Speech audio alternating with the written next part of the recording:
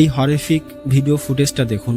Israel south গাজায় নাসের হসপিটালে rescue ওয়ার্কারদের উপর বোম বর্ষণ করে। ফির যখন মানুষ তাদেরকে রেস্কিউ করতে যায় তাদের উপরেও বোম বর্ষণ করে। এই ধরনের অ্যাটাককে ডাবল ট্যাপ স্ট্রাইক বলা হয়, আর এটা জেনে বুঝে করা হয়েছে।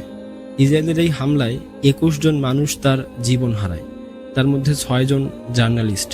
ভাই, আমি জার্নালিস্ট বলেছি, যারা নিজের জীবন বাজি রেখে গাজার বাস্তব চিত্র, ইসরায়েলের ওয়ার ক্রাইম দুনিয়ার সামনে তুলে ধরেছে। আর তারা খুব ভালো করে জানতো যে কোনো সময়ে আমাদের টার্গেট করা হতে পারে। নিহত এই 6 জন জার্নালিস্টের নাম হচ্ছে মোহাম্মদ সালামা, তিনি আল জাজিরা আর মিডল ইস্ট আইয়ের জন্য কাজ করত। মারিয়াম আবু দাক্কা ইন্ডিপেন্ডেন্ট অ্যারাবিকে কাজ করত।